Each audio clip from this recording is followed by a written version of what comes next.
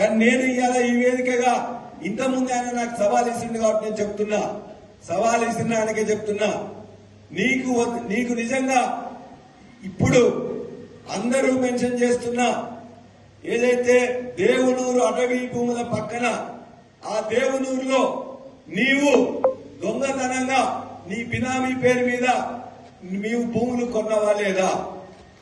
ఆ భూములకు నీవు ఒక జీతగాన్ని పెట్టుకొని గత నెల వరకు కూడా గత సీజన్ల వరకు కూడా వ్యవసాయం చేయించినవా లేదా?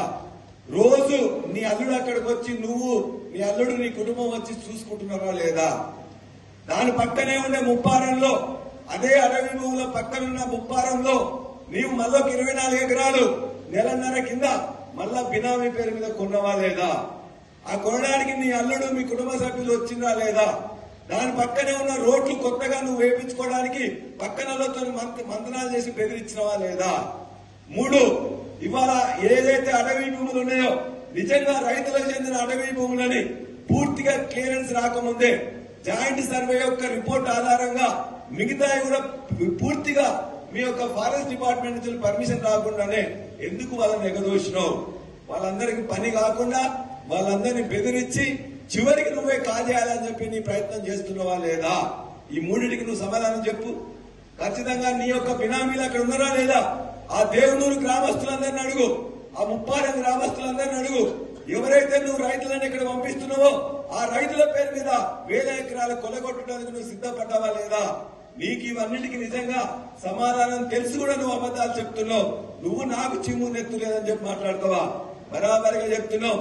ఇవాళ నీవు ఒక పార్టీ తర్వాత ఒక పార్టీ, ఒక పార్టీ తర్వాత ఒక పార్టీ మారుతూ ఇవాళ మొత్తం కూడా నేతి బీరకాయలో నేతి ఎంత ఉందో నీ యొక్క నీతి కూడా అంతే ఉందని చెప్పేసి నేను తెలియజేస్తూ, నీవు ఖచ్చితంగా మాకు చీము నెత్తున్నది, నిజాయితీగా ఉన్నాం. కేసీఆర్ గారు తెలంగాణ ఉద్యమంలో మాకు ఏవైతే పోరాటం నేర్పిండో, నిజాయితీ నేర్పిండో ఆ నిజాయితీతోనే నీకు కూడా హెచ్చరిస్తున్నాం. పిచ్చి వేషాలు వేస్తే ఖచ్చితంగా అక్కడున్న ప్రజలు నీకు ఓటేసిండ్రు, నీ అల్లునికి ఓటేయలే. నీ ఆంధ్ర అల్లుడు ఇవాళ పోలీసులందరినీ రిక్రూట్మెంట్ లో ఉంటున్నాడు. నీ ఆంధ్ర అల్లుడు ఇవాళ మొత్తం కూడా అక్కడ ఉండే మొత్తం ఇతర కబ్జాలకు కూడా పాల్పడుతున్నాడు. నీ ఆంధ్ర అల్లుడు మొత్తం రెవెన్యూ డిపార్ట్మెంట్ మొత్తం గుప్పిట్లో పెట్టుకున్నాడు. అక్కడున్న రోడ్లన్నీ కూడా మిగతా కార్యకర్తలకు ఇవ్వకుండా నువ్వు వేసుకుంటున్నావు. ఇటువంటి పిచ్చి పనులు చేసుకుంటూ మొత్తం కూడా నీ ఆంధ్ర అల్లులతో ఇక్కడ దోపిడీ చేపిస్తూ మేమిచ్చిన గులాబీ విజయాన్ని ఇలా వాళ్ళకి తాకట్టు పెట్టుకొని భూములను గుంజుకున్నామని చేస్తూ నాకు చింపు నెత్తులేదని చెప్పి మాట్లాడతావా? జాగ్రత్త బిడ్డ. ఖచ్చితంగా